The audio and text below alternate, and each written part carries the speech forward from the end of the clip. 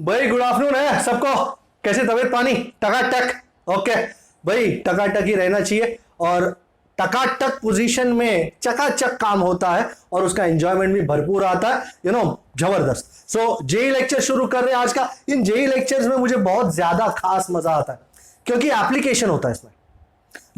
Normal theoretical lectures में बातें होती हैं, कंसेप्ट होते हैं, थियरी के आइडियाज होते हैं, जबकि जेई नीट कॉम्पिटिटिव एग्जाम के लेक्चर में जबरदस्त एप्लीकेशन होता है। आपने जो भी कुछ सीखा है उसको कैसे अप्लाई करें, यह सबसे इंपॉर्टेंट बात होती है। हमने last time electric field, motion of charge in the electric field, वो सब देखा था, कंटिन्यूअस डिस्ट्रीब्यूशंस देखा था। आज दिन है इलेक्ट्रिक डाइपोल का। I am sure everyone knows a system of two equal and opposite charges separated by a finite distance, जिसको हम 2a कहते हैं, is called a dipole. This is the midpoint of the dipole. यहां से यहां तक a है, यहां से यहां तक भी a है. So this is what is a dipole and इसकी most important quantity है electric dipole moment. I hope you don't want me to write the definition of the dipole, है ना? Two equal and opposite charges separated by finite distance. Electric dipole moment का equation है P bar is Q into 2a bar and as you can see it is a vector quantity. इसका value P is Q into 2a है। SI unit is coulomb metre and direction of P bar is from minus Q to plus Q। ये याद रहे हमेशा, minus Q से plus Q तक ये है डायरेक्शन P बार का। अच्छा, कूलम मोमेंट का एक और छोटा सा दूसरा यूनिट है, नॉट SI, 1 कूलम मीटर। दूसरा यूनिट है debye. 1 coulomb metre is 3 into 10 raise to 29 debye. Okay, 1 coulomb metre is 3 into 10 raise to 29 debye. ये डेबिये कूलम मीटर जैसा ही यूनिट है, बट उसकी वैल्यू कूलम मीटर का और डेबिये का रिलेशनशिप इस तरह का है। नाउ ये सिर्फ देखने वाली बात है, लिखने वाली बात है और कुछ नहीं। नाउ इस डाइपोल का total charge is 0 but electric field is not 0 at a point on the axis. Now this line which contains both charges of the dipole is called the axis and the line which is perpendicular to the axis is called the equator. So electric field के equations ये भी हमको बहुत अच्छी तरह पता है। 1 on the axis, well I think in equations के साथ काफी दूर तक का पाला है। E बार 2kpr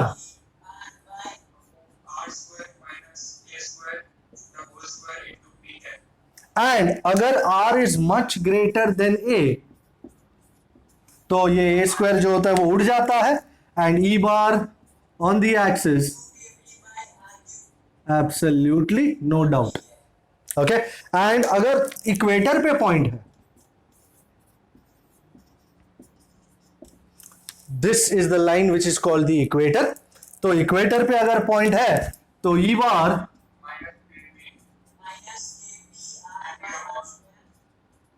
आर नहीं होता बेटा, आर नहीं होता। And if R is much greater than A,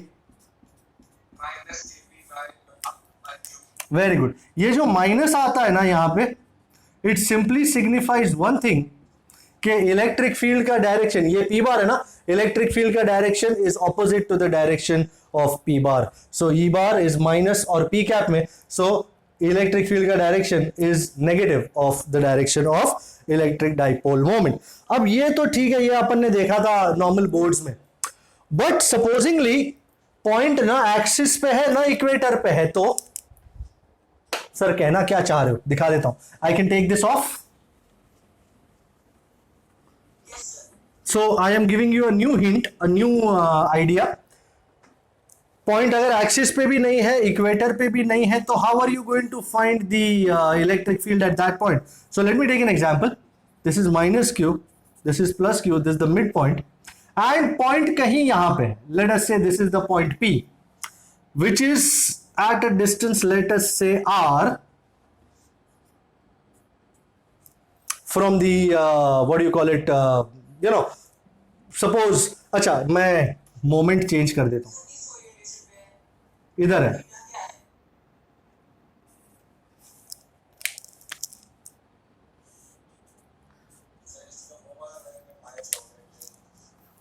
so first things first, can you see mid point से ये पॉइंट जो है it is at a distance r या position vector r bar, and ये जो थीटा है it is the angle between p bar and r bar. Is this absolutely agreeable? So theta is the angle between p bar and r bar. तो इस point पे you can see it is not lying on the axis nor on the equator. तो ऐसे point पे electric field का equation क्या होता है लेडीज एंड जेंटलमैन? ध्यान से देखिए, नया पॉइंट आ रहा है, नया equation at point P, and you will be you know happy to see this equation. E मैं बाहर नहीं लगा रहा हूं फुकट में, KP by R cube root of 3 cos square theta plus 1. इसमें डेरिवेशन में पढ़ने की कोई जरूरत नहीं है, अपने को सिर्फ ये इक्वेशन दिया हुआ है, so we can use that. And suppose, अब मैं इस इक्वेशन की वैलिडिटी आपको समझाता हूं. सपोज पॉइंट P टक टक टक टक टक टक एक्सिस पे है, तो थीटा कितना होगा? 0. Put 0 here. How much is cos 0? 1. 3 ones are 3 plus 1 is 4. What is root of 4? 2kp by r cube. भाई थीटा तो 0 है, तो cos 0 1 हुआ ना, इसमें cos कहां ला रहा है पीछे? बराबर 2kp by r cube. And अगर पॉइंट टक टक टक लाइक दिस इक्वेटर पे है, तो how much is your theta? 90. How much is cos 90? 0. 3 into 0, 0 plus 1. How much is 0 plus 1? 1. KP by R cube. आ गया? माइनस तो सिर्फ साइन इंडिकेट कर रहा है ना. अच्छा, तेरे को माइनस में ज्यादा इंटरेस्ट है, चल मैं तेरे को माइनस भी दिखाता हूं. अच्छा, मैंने थोड़ा नीचे ले लिया ताकि मैं कुछ और बना सकूं. मैं इस इलेक्ट्रिक फील्ड के 2 कंपोनेंट्स बनाता हूं, don't forget about it. This is E radial या कमिंग आउटवर्ड्स, एंड ये उसका perpendicular component E theta, and इन दोनों का रिजल्टेंट टकड़ा, ये है तुम्हारा final electric field. Can you see final? And it is making an angle, let us say alpha with this thing. So alpha और tan थीटा का रिलेशन भी है. Do you want me to write this here? Alpha और tan theta का relationship.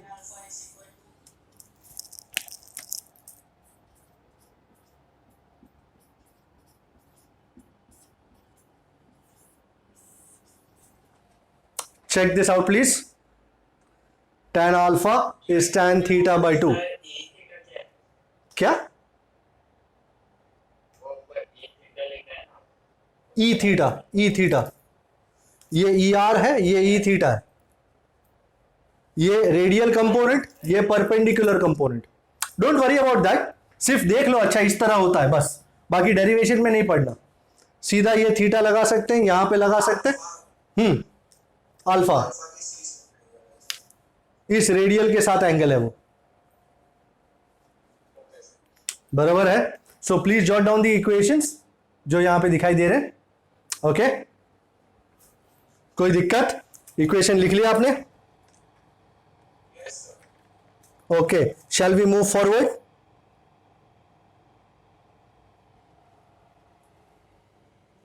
Okay, अब अगर ऐसे dipole को किसी यूनिफॉर्म इलेक्ट्रिक फील्ड में रखा जाए, तो यू रिमेंबर हमने ये सारी बातें थियरी टॉपिक्स में करी थी कि it will experience torque, there will be no linear motion, there will be only rotational motion. And what would be the equation for torque on the dipole placed in a uniform electric field?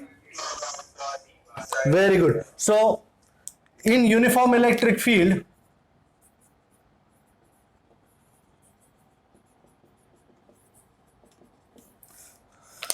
dipole experiences no linear motion because net force is zero, only rotational motion, and the torque on the dipole, torque tau bar, is P bar cross E bar, where the value of tau will be PE sin theta. And अगर finally torque जो है वो electric dipole को इन the direction of electric field align कर देगा, उसके बाद torque क्या हो जाएगा? Zero. And as a result, don't you agree, it is the equilibrium position of the dipole. When dipole is aligned in the direction of E bar, theta is 0 degree, so torque tau is equal to 0. It is equilibrium position. And equilibrium position में आ जाए उसके बाद वो हिलेगा नहीं, आपको हिलाना पड़ेगा उसको. You will have to do work in order to move it from angle theta 1 to angle theta 2. And let me just give you this equation. Work done, I'm sure you know about it now. Second chapter का equation है. Work done in rotating dipole from theta 0 to angle theta 1. बहुत ही सुंदर expression. Work is PE cos theta 0. We've seen this. हमने इस पे एक आध सम भी सॉल्व किया था. ओके अच्छा, ये तो हो गई बात यूनिफॉर्म इलेक्ट्रिक फील्ड की. नॉन यूनिफॉर्म में क्या आलम होता है?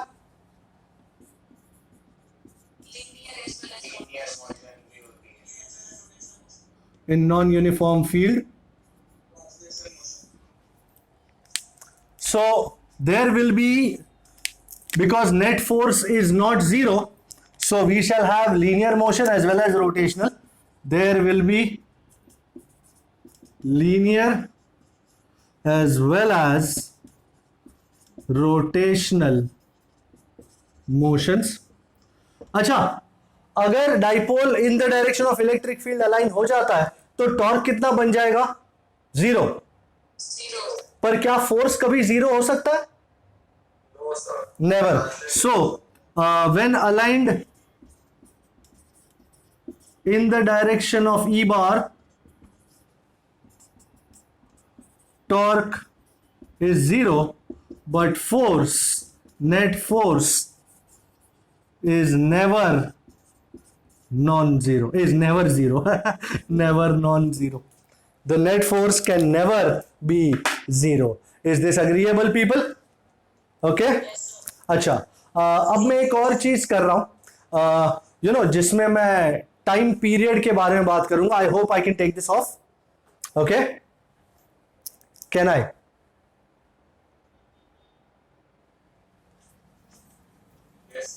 Okay, so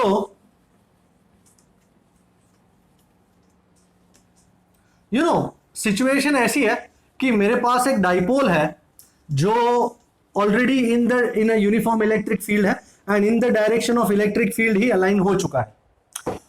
अगर मैं सपोज ये यूनिफॉर्म इलेक्ट्रिक फील्ड ऊपर है एंड डाइपोल ऑलरेडी अलाइंड है, अब मैं इसको थोड़ा सा छोटा सा एंगल से घुमाता हूं और छोड़ता हूं.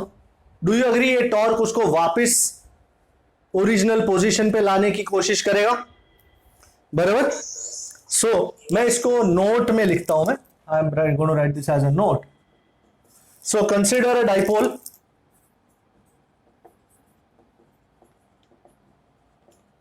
Placed in a uniform field. It is aligned along E bar direction. Now, if we rotate dipole by small angle theta, the torque is Anybody giving me a vector equation for torque? Tau bar is P bar cross E bar. That is tau is P E sin theta. But I am tempted to put a minus here. Anybody can tell me why I put a minus here? Negative sign indicates that torque is in direction opposite to theta. Okay, बिल्कुल सही बात. अच्छा, as theta is small, मैंने theta छोटा लिया, छोटा theta. My God. And as a result, what does the equation for tau become? This might prove to be a small sense of deja vu. शायद ऐसा कुछ किया भी होगा. Also, you know torque tau is I alpha. I hope you remember this. And alpha is d omega by dt. Omega is d theta by dt. So this becomes d square theta.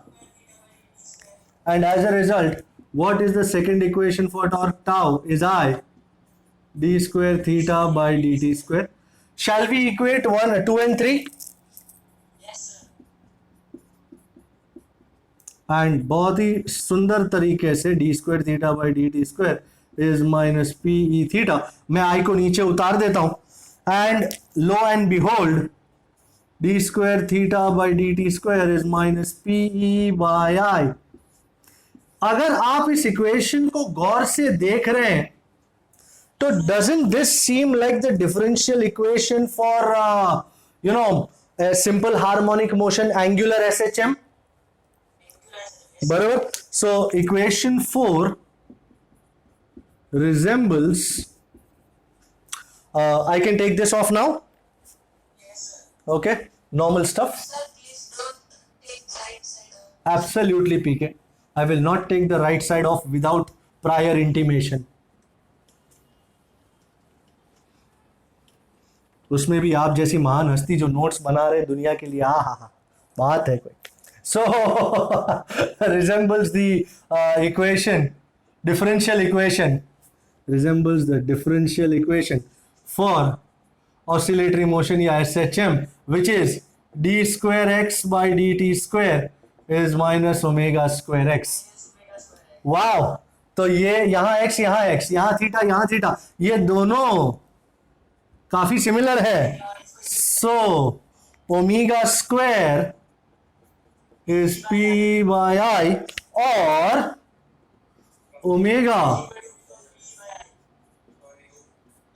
this omega is the angular frequency of the oscillatory motion performed by the dipole. So अगर तुम dipole को थोड़ा सा ऐसा करके छोड़ दोगे ना तो चिंग चोंग ऐसा करता रहेगा. वो ऐसा जो SHM परफॉर्म करेगा उसकी एंगुलर फ्रीक्वेंसी क्या होगी? Omega is root of PE by I. और यहीं से हमको टाइम पीरियड और फ्रीक्वेंसी का भी इक्वेशन मिल जाएगा. नाउ सपोज ये तेरा इलेक्ट्रिक फील्ड है और तूने डाइपोल ऐसा था, तूने उसको थोड़ा ऐसा किया और ऐसा ले जा करके छोड़ दिया तो ये डाइपोल छोटा फ्रीक्वेंसी से SHM करेगा. अंडरस्टैंड? सो ये ऐसा करता रहेगा. एंड ये ओमेगा जो है वो उसके एंगुलर फ्रीक्वेंसी का इक्वेशन है. And also omega is 2 pi nu, तो यहां से नू मिल जाएगा 1/2 pi root of P by I. एंड इसी तरीके से आई थिंक टाइम पीरियड भी मिल जाएगा. T is 1 by nu, T is equal to 2 pi. I hope you are jotting all these equations down. No problem at all. Okay. Next topic, electric field lines. भाई electric field तो हमने देखा था, positive charge में से electric field comes radially outwards, negative charge के लिए the field is radially inwards.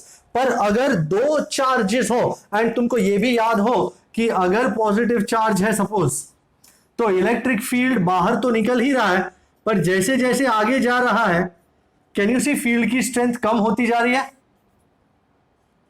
And as a result तुमने इसको एरोज की लेंथ छोटे छोटे होते होते रिप्रेजेंट किया था, wherein the decreasing lengths of the arrows indicates that the field strength decreases with distance।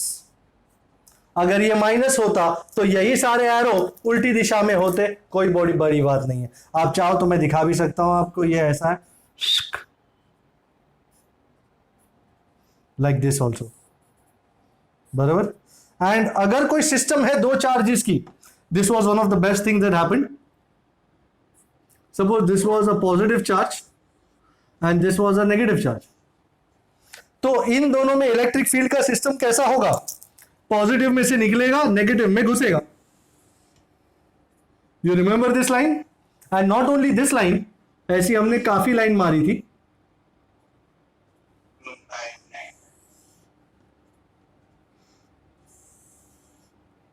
सुंदर सुंदर लाइंस, और इतना ही नहीं, ये यहां से ऊपर जाती है और टक टक टक टक करके यहां आती है, ये यहां से नीचे जाती है टक टक टक टक करके यहां आती है। So all these lines are called electric field lines. तो इलेक्ट्रिक फील्ड लाइंस की पहली कैरेक्टरिस्टिक ये है कि electric field lines come out from positive charge, enter into negative charge. Do they form close loops? No, No, sir. No closed loops. Positive से शुरू होना, negative में उतर जाना। उसके बाद अगर किसी पॉइंट पे इलेक्ट्रिक फील्ड का डायरेक्शन फाइंड करना है, सपोज पी पे, क्या मारना पड़ेगा? टैंजेंट। सपोज यहां पे देख रहे हो ये पॉइंट ऐसा है, so point number 2, tangent gives direction.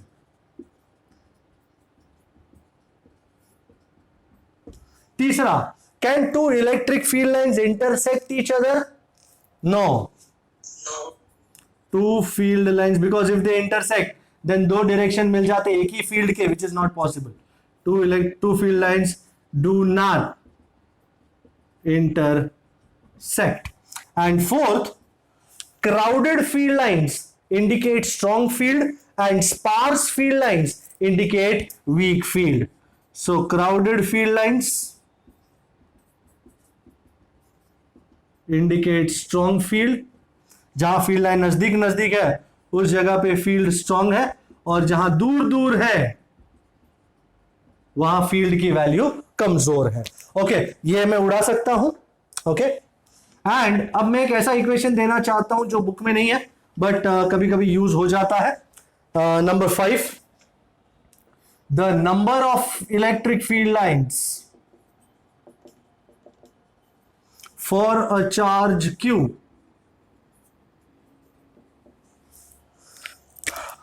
n is beta q by epsilon 0.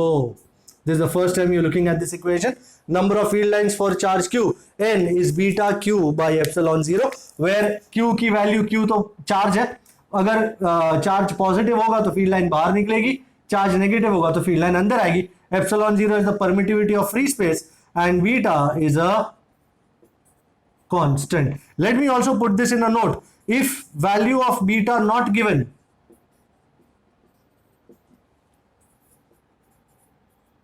then take beta as 1. Are you writing this? If value of beta is not given, then take value of beta as 1. And मैं chapter 2 का एक और बात यहां प्रकाशित करना चाहूंगा कि ये तो ठीक है चार्ज है, पर अगर कोई कंडक्टर होता और कंडक्टर के ऊपर चार्ज होता तो उसके ऊपर इलेक्ट्रिक फील्ड का डायरेक्शन क्या होता? Perpendicular to the surface. Always remember, for conductor E bar is normal to the surface. ये बहुत इंपॉर्टेंट बात है, कभी कभी इसका आइडिया भी आपको देना पड़ जाएगा। It is always normal to the surface. Okay, please jot this down and we move forward. And I think electric flux के बारे में बात करके आगे बढ़ाएंगे डिस्कशन को। ओके, आज कुछ इंपॉर्टेंट न्यूमेरिकल्स मुझे करने हैं जो लाया हूं मैं। अच्छा, मैं इस इस आइडिया के साथ आपको राउंड 1 का 13 के दर्शन कराता हूं। मैं अरिहंत के master resource book in physics bye dB Singh को पकड़ा हुआ हूं, एंड उसमें राउंड 1 इलेक्ट्रोस्टैटिक्स चैप्टर में से राउंड 1 का number 13, I want you to see it. I will show you the diagram. Okay, field lines दिखाइए।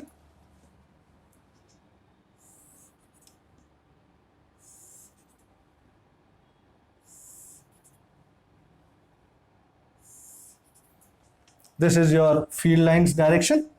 एंड इस सिचुएशन में एक डाइपोल रखा है,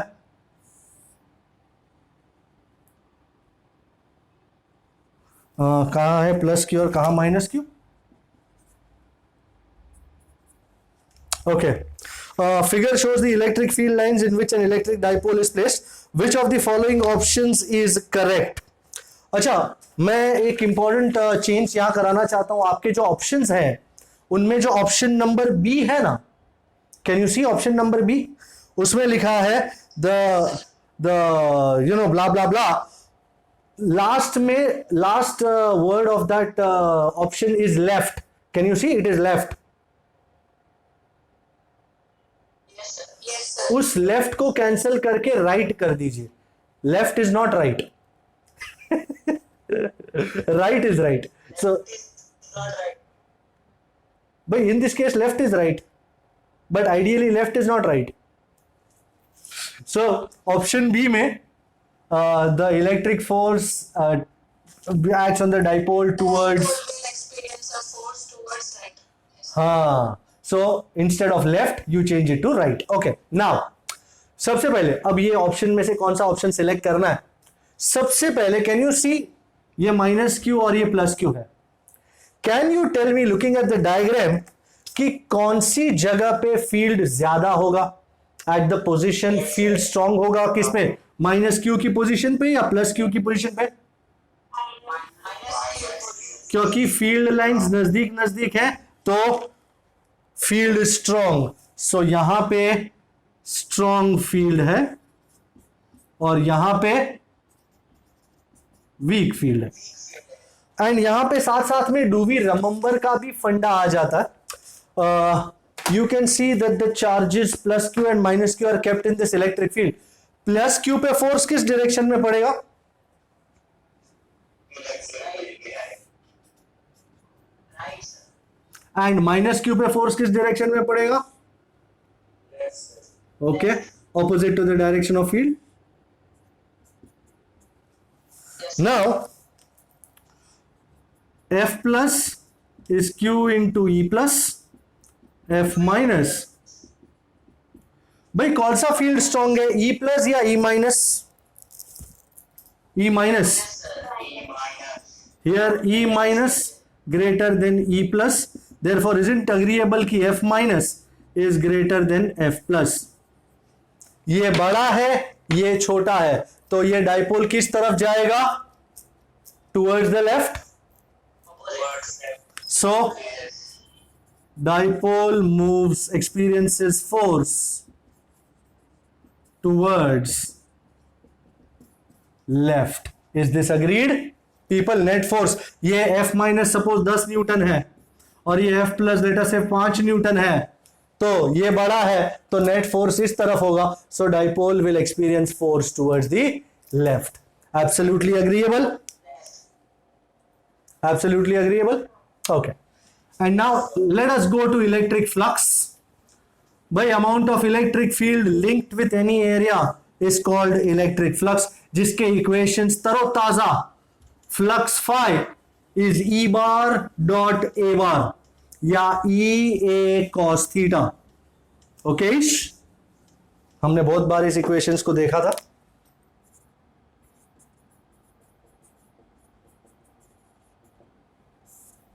So the amount of electric field Yes, sir. Yes, sir.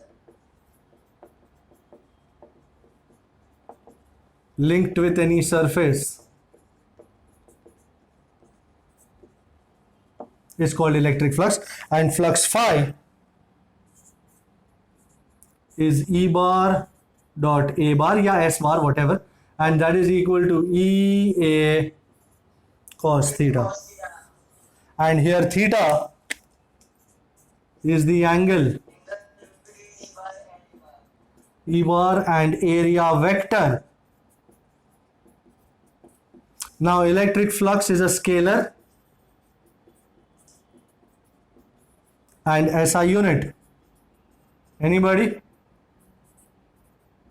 Newton metre square per coulomb या volt metre, क्योंकि electric field का volt per metre भी होता है ना, volt per metre into metre square, तो एक मीटर कट गया, वोल्ट मीटर. अच्छा, अगर बहुत सारे एरियाज हो, for a number of areas, number of small areas, All areas. Total electric flux summation ले सकते हो या इंटीग्रल ले सकते हो.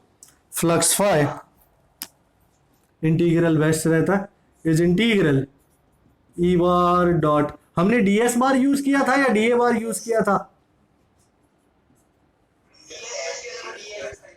कोई फर्क नहीं है, तुमको जिस तरह लेना है आप ले सकते हो, नो प्रॉब्लम्स एट ऑल. और एक इंपॉर्टेंट बात यहाँ पे ये है, ये हमने बात पहली बार वहां पे करी थी बोर्ड में, कि suppose this is my surface, तो इस सरफेस का, इस एरिया का इलेक्ट्रिक अपना सॉरी एरिया वेक्टर किस तरफ होगा, perpendicular. Area vector is always perpendicular to the surface. तो ऐसा हो तो ऐसा, ऐसा हो तो ऐसा, और ऐसा हो तो ऐसा, always perpendicular to that particular surface. Then we go on to Gauss's law. Lovely, we don't need to prove it. अच्छा, before I do Gauss's law, Is equal to sigma q by epsilon 0. एक second पहले एक छोटा सा note देंगे.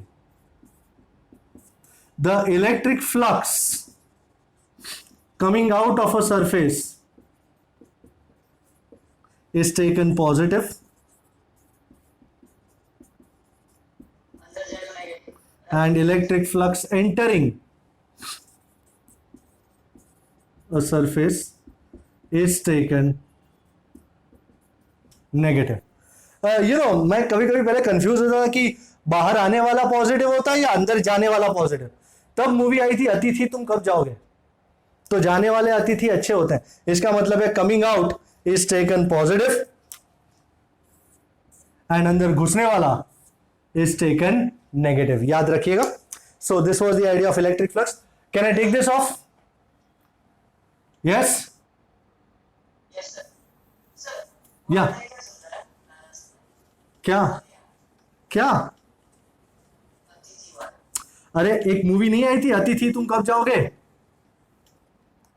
I don't know. Very good. मैंने उसको fountain तरीके से नहीं किया है सर. हाँ okay, no problem, whatever. Fountain की तरह बात नहीं करूंगा. और नेगेटिव को सीध की तरह अंदर जाएगा. Very good, very good, that's lovely. भाई गॉस ने कहा था कि the total flux in with a close surface, एक क्लोज सरफेस का होना बहुत जरूरी है, जिसको हम गॉसियन सरफेस भी कहते हैं. एंड सपोज ये गॉसियन सरफेस है, सो this is Q1, Q2, Q3 and Q4. Gauss said that the total flux linked with a closed surface is equal to the ratio of the sum of charges enclosed by the surface and epsilon 0. So phi, the flux linked with a closed surface, which can be written as integral over a closed surface, ये गोला is closed surface, E bar dot dA bar is equal to sigma q by epsilon 0. And in this particular idea, sigma q is the sum of charges enclosed by the surface. So यहाँ पे ये Gaussian surface है हमारी, and उस surface के अंदर सिर्फ दो चार्जेस है Q1 and Q2. Q3 and Q4 are lying outside the surface. Can I take this off? सो यहां पे सिग्मा क्यू में हम सिर्फ Q1 और Q2 को इंक्लूड करेंगे.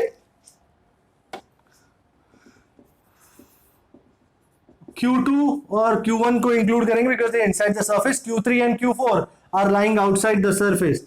Here Q3 and Q4 lie outside the surface. So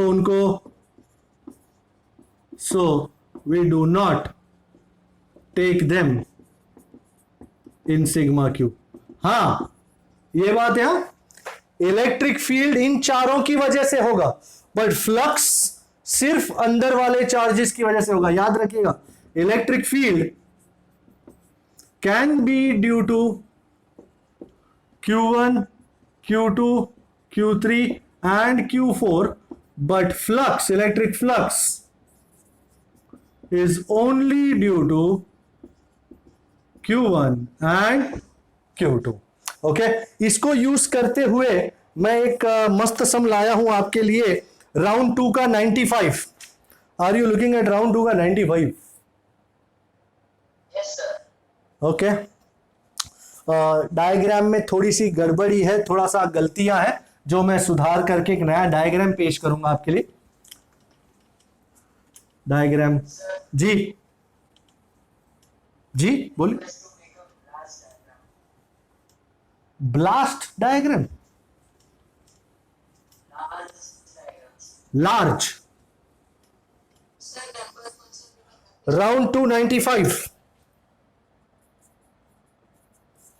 So you want to have a large diagram, eh?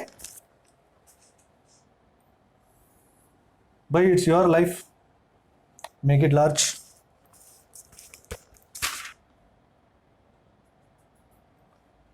कुछ ज्यादा ही लार्ज हो गया. Okay. So this is, as they say, the Gaussian surface. It's a conceptual question. And refer to the arrangement of charges and Gaussian surface of radius r with q at the center. अच्छा कौन से charges दिखाई दे रहे हैं. Diagram में change है. जैसे मैंने कहा था यहाँ q है, इस जगह पे -2q है. डायग्राम गलत है याद रखिएगा. और यहां कहीं पे 5q है.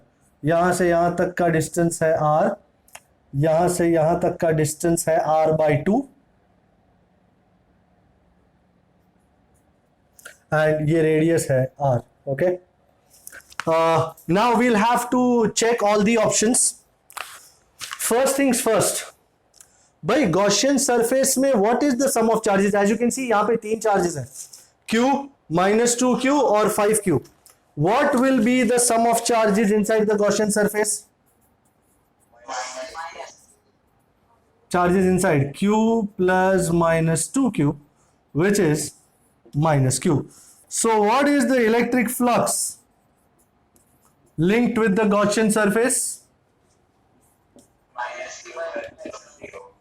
Epsilon 0. Oh yes.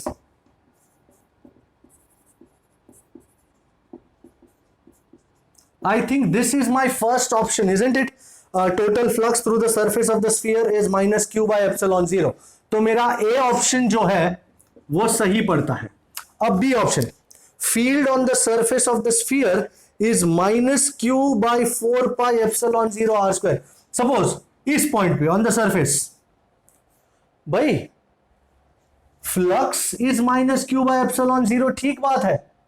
पर इस पॉइंट पे, लेट अस से पॉइंट P पे, इलेक्ट्रिक फील्ड इसकी और इसकी भी तो वजह से होगा,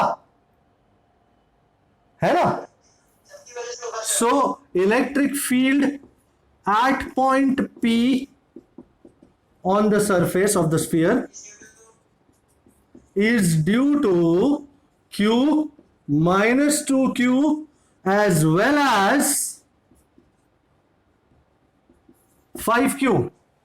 और इन तीनों का सम जो है वो -q नहीं हो रहा है. तो आपका जो सेकंड ऑप्शन है, field on the surface is -q by 4 pi epsilon 0 r square, इज नॉट करेक्ट. ओके, सो आप अगर चाहते हैं कि सर किस तरह का फील्ड होगा तो आप यहां से वैल्यू निकाल करके आप लगा सकते हैं, कोई दिक्कत नहीं है. पर वो -q by 4 pi epsilon 0 r square नहीं होता. See, flux through the surface of the sphere due to 5q इज 0. Is that true? Yes, sir. Because 5q Yes. lies outside the surface, outside the Gaussian surface. So flux linked with the surface due to 5q is 0. So this is option C, and C also is correct. What is the dth option? Field on the surface of the sphere due to -2q is same everywhere. अच्छा, ये point P पकड़ लो. P से -2q का distance देखो और यहां पे point S देखो. क्या S से -2q का डिस्टेंस सेम है? सो -2q सरफेस के हर पॉइंट से, हाँ अगर Q बोला होता तो क्या सही होता? हाँ, because Q is equi distant from all points on the sphere, but -2q is not equidistant from all points on surface. As a result आपका डी ऑप्शन जो है कि electric field due to -2q is same everywhere, वो गलत है. सो आपके दो ऑप्शन सही है, A and C. Are you seeing that? So we have a cube OABCDEFG, ये क्यूब है. Each side 1 metre and corner at the origin and extends along positive x, y and z axis. मैंने उसको ज्यादा oh shit मैंने लोचा मार दिए है. नहीं ठीक है, चल कोई दिक्कत नहीं. Okay, electric field in the region is E bar is 2 + 3y j cap. मतलब इलेक्ट्रिक फील्ड कौन सी डायरेक्शन में है श्रीमान?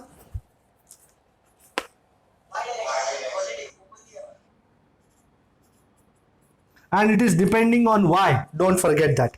Okay, the charge inside the cube is W epsilon 0 coulomb, and तुमको फाइंड करना है W. अच्छा, मैं पहले तो गेस्ट लिस्ट बना लेता हूं. Now what is guest list sir? इसमें से क्यूब में 6 फेस होते हैं.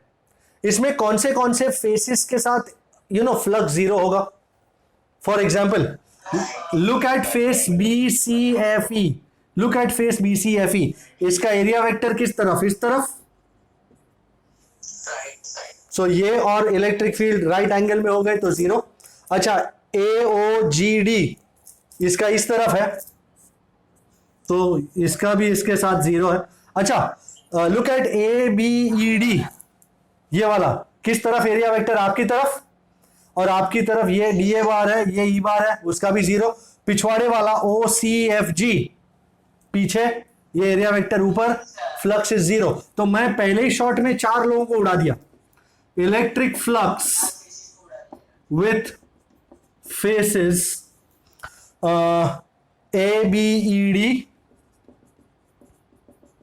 पिछवाड़े वाला OCFG,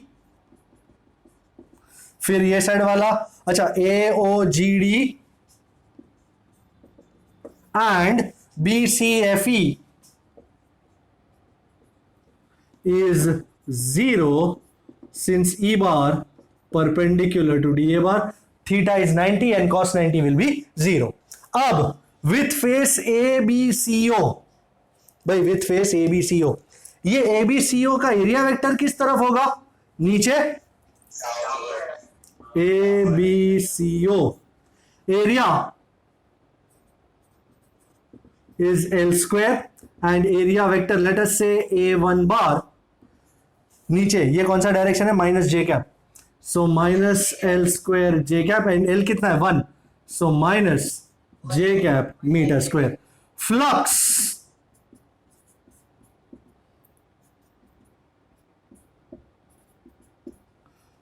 भाई ये ABCO ही है ना? ABCD नहीं है, ABCO है. ये ABCO में y की वैल्यू कितनी है? 0. तो यहां पे y की वैल्यू 0 रखो. इलेक्ट्रिक फील्ड कितना आएगा? 2j cap.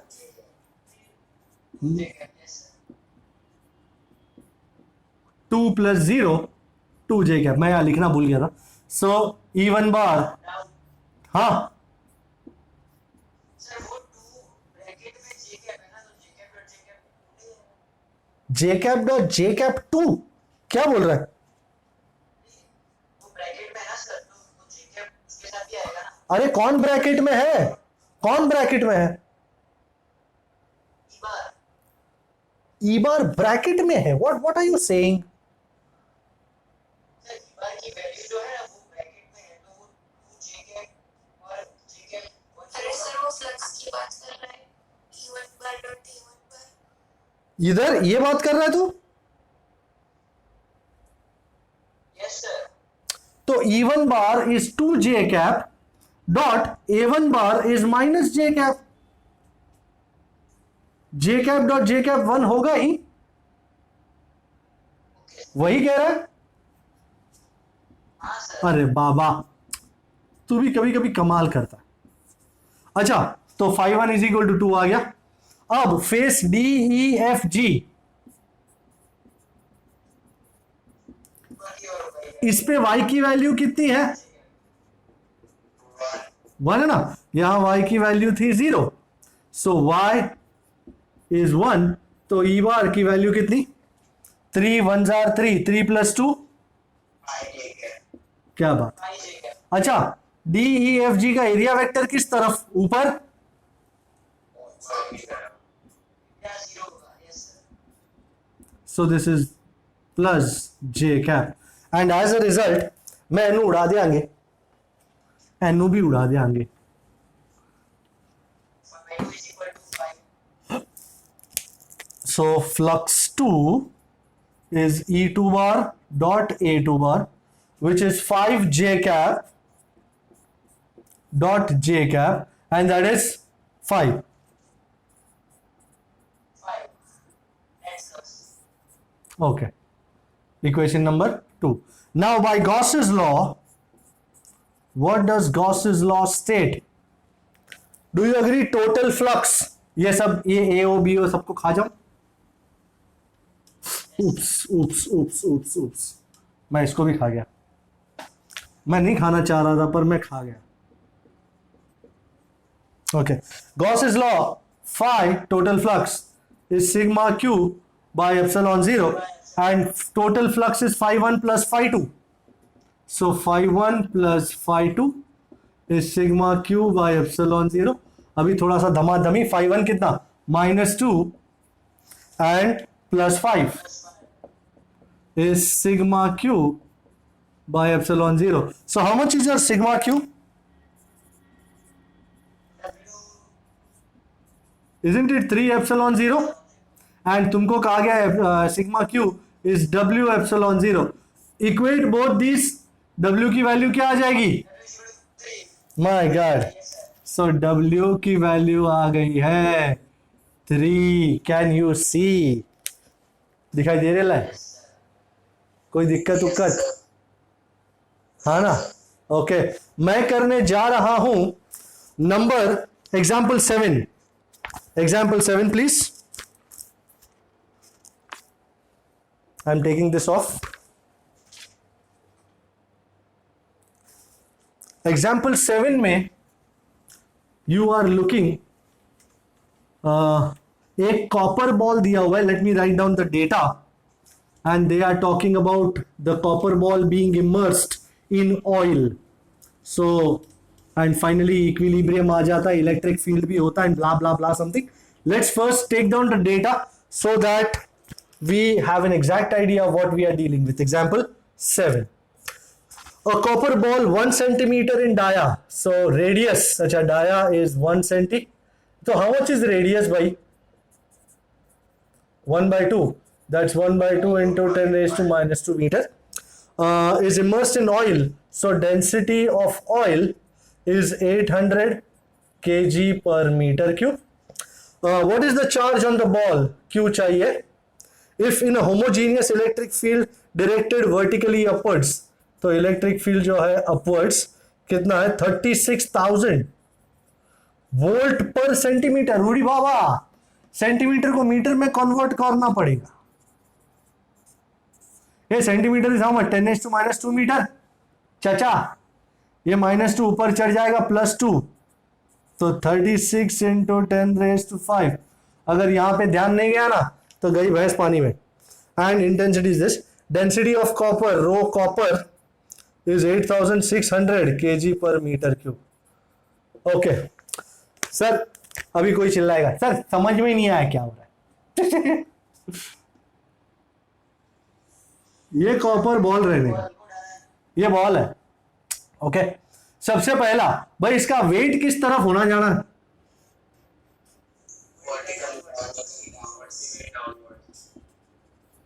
अच्छा, अगर इसमें इलेक्ट्रिक फील्ड ऐसा है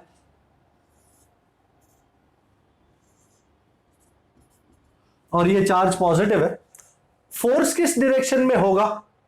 इन the direction of electric field.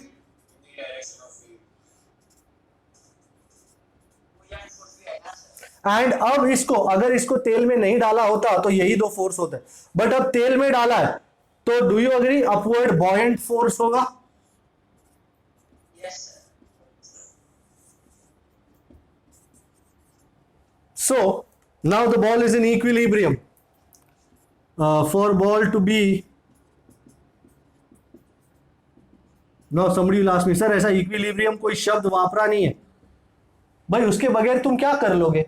उसके बगैर तो क्या रहेगा? कुछ नहीं रहेगा। अगर तुम इक्विलिब्रियम की बात ही नहीं कर सकते तो क्या बात करने को रह जाएगा? Nothing. Total downward force is equal to total upward force, which is electric force plus buoyant force. Now as far as I know about the equations, weight is what? mg, electric force is what? qe, and buoyant force is v rho fluid into g. Is this agreeable? v rho fluid into g. अब mass is what? Density into volume, पर density किसकी? Copper की। Volume into जी, ये volume. And fluid कौन सा है? तेल। मुझे चार्ज चाहिए, तो डोंट यू अग्री ये वी रो ऑयल इंटू जी को मैं यहां ले सकता हूं। एंड ये मेरे लिए बहुत ही डेंजरस सिचुएशन हो रहा है, तो मुझे इसको काटना पड़ेगा एक जमाने में। फिर भी सो QE इस क्या क्या बाहर निकलेगा? V, एंड V की जगह 4/3 πr³ लगा सकता हूं। I hope you all are solving. Are you? V और G बाहर आ गया। Rho copper minus rho oil. I think we are good to go, and now I can straight away jump into substitution. Can I take all this off? मुझे जगह चाहिए होगी substitution के लिए people. Okay, so I am ready with the substitution game. तो let us start बहुत ही शांति से। 4 × 3.14 इंटू रेडियस का क्यूब है, सो 1/2 × 10⁻² का क्यूब है people.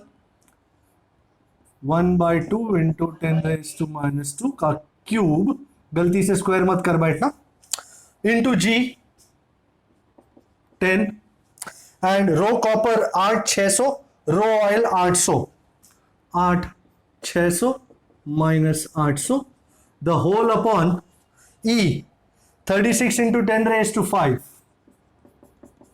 Okay, now very carefully, 4 × 3.14 12.56 into ये 1/2 का क्यूब इज 1/8, और 10⁻² का क्यूब इज 10⁻⁻6, ये 10, एंड 8600 माइनस 800 इज 7800 या 78 into 10⁻², and this is 36 and 10⁵.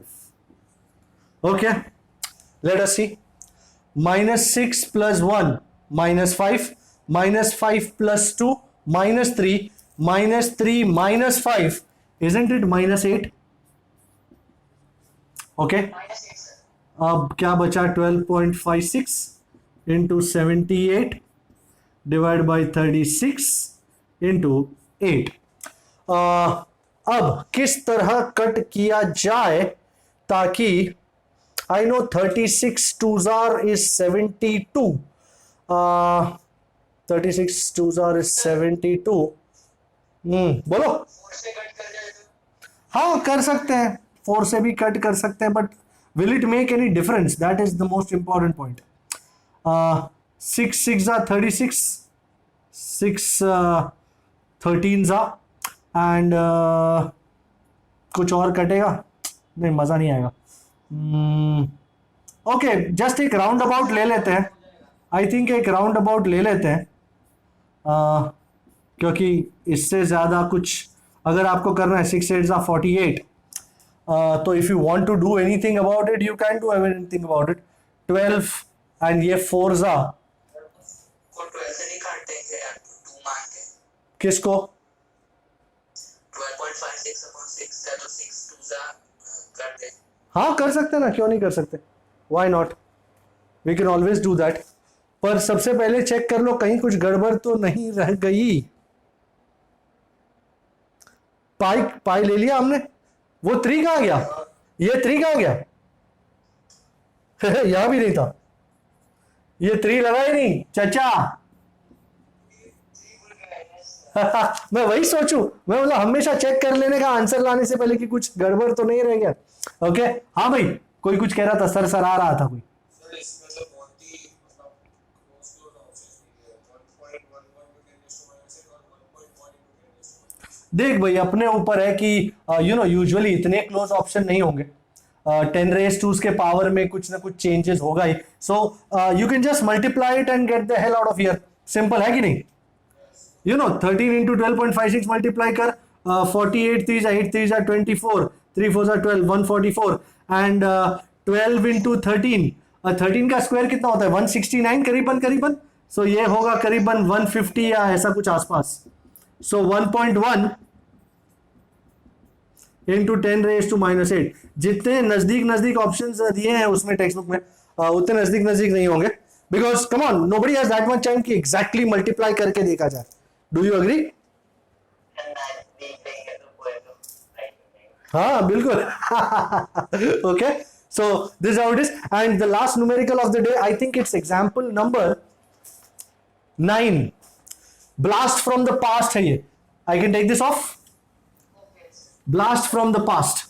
Y do I call it blast from the past? Because ये जो आइडिया है ना, ये आपके 11th स्टैंडर्ड के कंसेप्ट्स पे बेस्ड है। You remember a body on an inclined plane? Wow, we love that right? ये हमारा बेस्ट फ्रेंड था उस टाइम पे।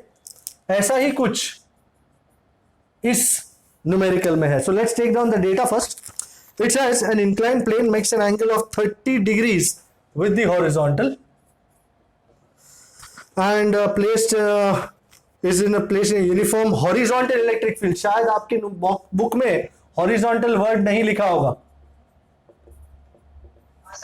तो लिख दीजिए horizontal electric field 100 volt per meter and a particle of mass 1 kg and charge 0.01 coulomb is allowed to slide down from rest from a height of 1 meter. Okay, if the coefficient of friction, oh my god, mu भी है, the time taken to reach the ground, काफी सारी चीजें मांगी है।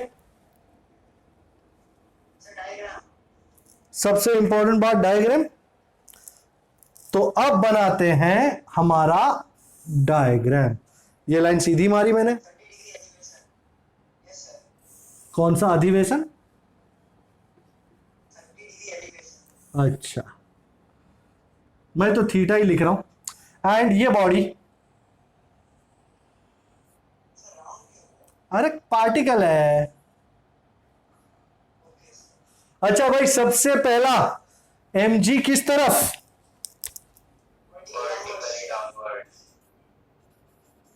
And you remember mg के 2 component हुआ करते थे।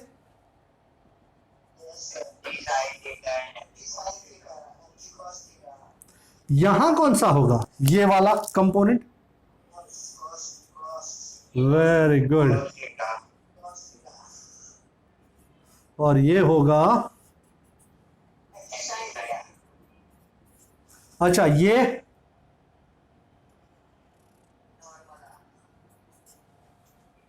अच्छा अब ये बॉडी किस तरफ जा रही है, नीचे? नीचे साइन थीटा। Yes sir. पहले ए नीचे, माँ कहाँ होगी बेटा, माँ?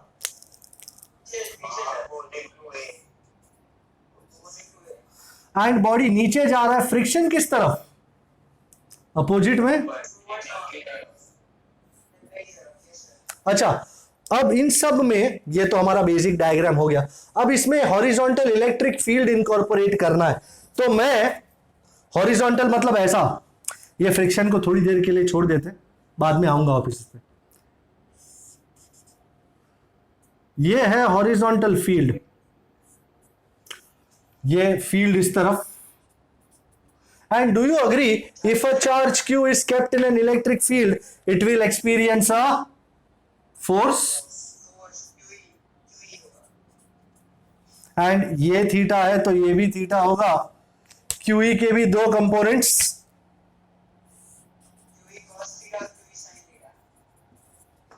एंड अरे बाप रे, ये QE sin थीटा कहाँ लगाओ, अरे जगह नहीं लगाने की वो पूछ रहा हूं मैं। ओके क्या ये बरोबर है? और अब वो फ्रिक्शन को जिसको हटा दिया था हमने, भाई बहुत ज्यादा फोर्सेस तो नहीं होगा ना? अब हो भी गए हो भी गए तो क्या कर सकते हैं। चलो सबसे पहले sigma Fy is 0 now as body is in equilibrium, बहुत बचपन से ये सब बातें लिखते आ रहे हैं। So sigma Fy is 0। भाई y कंपोनेंट में कौन कौन है, n है, mg cos थीटा है, QE sin थीटा है। So can I safely write n is mg cos theta, also sigma fx is 0। x वाले में कौन कौन है, f plus QE cos theta plus ma is equal to mg sin theta. f plus ma plus QE cos theta, मैं f चाहता हूं, वैसे मैं एक्चुअली एक्सेलरेशन चाहता हूं, पर वो f और म्यू एन को लगा सकते हैं। अच्छा f की जगह म्यू एन लगा दूं, है ना, n की जगह ये लगा दूंगा पहले, सही तरीका तो हो जाए, फिर अपने को जो करना है वो सब कर सकते हैं। तो माँ इज इक्वल टू, माँ को आइसोलेट करो, mg sin theta minus QE cos theta minus mu into N. और अब भाई थीटा की जगह 30 माइनस म्यू इंटू ये रहा n। भाई ये डेंजरस हो सकता है अगर आपका ध्यान बटा तो। क्या हम इसके लिए तैयार हैं, सब्स्टिट्यूशन के लिए? मास कितना है 1, so this is A, mass कितना है 1, G 9.8 sin 30.5 माइनस, आप G को 10 भी लेना चाहो, be my guest, charge electric field 10⁻², cos 30 is √3/2 या 0.866 minus mu 0.2 m g cos 30 plus, ओ हो कहाँ घुस गए हम तेरी मोहब्बत में, लुट गए हम तेरी मोहब्बत में की जगह घुस गए हम तेरी मोहब्बत में। भाई मेरे को तो जी का 10 होना ज्यादा सुहा रहा है, क्योंकि नहीं तो हम फंस जाएंगे इसमें। आप बोलो तो जी को 10 ले ले भाई, राउंड अबाउट आंसर लाने में काफी आसानी रहेगी। अच्छा now I need to take all this off, have you taken the diagram into consideration? ये डायग्राम आपको खुद बनाना पड़ेगा। आई सजेस्ट आप इसको खुद बनाओ, देखो क्या होता है। ओके अच्छा, मेरे पास ये ऊपर वाला बचता है। मैं डायग्राम इतनी जल्दी उड़ाना नहीं चाहता हूं, प्यार है मुझे डायग्राम से। सो एक्सीलरेशन मिल जाए तो जिंदगी सफल हो जाए। 10 इंटू 0.5 इज 5, -2 + 2 गियो, सो 0.866 बचा, -0.2 और अंदर क्या है 10 इंटू 0.866 प्लस 0.5। हाँ, सुंदरता की मूर्त हो गया ये वैल्यू तो। 5 - 0.866, हाँ 8.66 + 0.5, I think it would be 9 point something, है ना?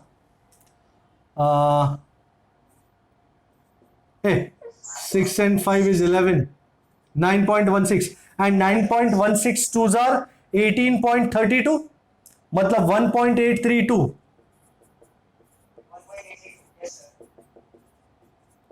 आई want you to find this value. ये कितनी है, मैं नीचे वाली को उड़ाता हूं। 5 - 1.832 would be 3.164, 3.164, isn't it? जी किसका?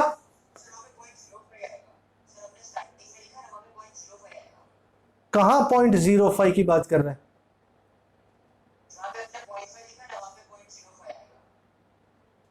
अरे ये 10⁻² ही है, ये कट ही होना जाना है। तू भी कमाल करता है ना? सो 5 - 1.832 इज 3.168 बरोबर, -0.866, 2.3 के आसपास, 2.3 के आसपास है ना? करीबन ले लो यार, मैटर क्लोज करो। एंड अब एक्सेलरेशन से क्या होना जाना है? अच्छा, ये जो आपका ये इंक्लाइन प्लेन है ना, ये 1 मीटर हाइट से है, height is 1 metre. How much would be the distance travelled? Now distance, do you agree sin theta is opposite over hypotenuse? h by d, तो d is h by sin 30.5, 1 by 0.5, isn't it 2 meter? And do you know of a beautiful formula called d is equal to v0t plus half at square? My God, this was the most wonderful sum. d is equal to v0t plus half at square. v0 तो 0 है, तो d is equal to half at square, which gives me t square is 2d by a, and t is equal to root of 2 into distance कितना मिला 2, wow, and acceleration 2.3, so root of 40 by 23, 40 by 23 करीबन 1.6 1.7 के आसपास है ना? हाँ करीबन and root of 1.7, I think 13 का स्क्वायर क्या होता है 169, हाँ करीबन 1.3, आंसर इज करीबन 1.3, चेक, अराउंड 1.3 के आसपास, थोड़ा इधर थोड़ा उधर हो सकता है, बट करीबन इतना आंसर रहेगा।